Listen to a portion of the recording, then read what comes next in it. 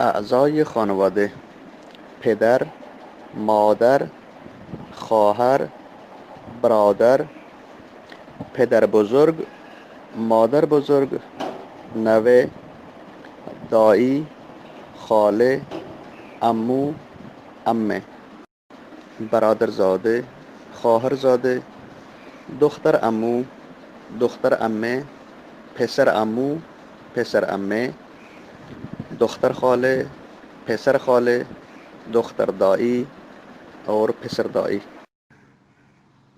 سارا: ایمن بگو چند تا خواهر و برادر داری؟ ایمن: من 2 تا برادر و 1 خواهر دارم. سارا: ایمن پدرت چی کار میکند؟ ایمن: پدرم دکتر است. پدرم دکتر است. سارا: و مامانت چی کاره است؟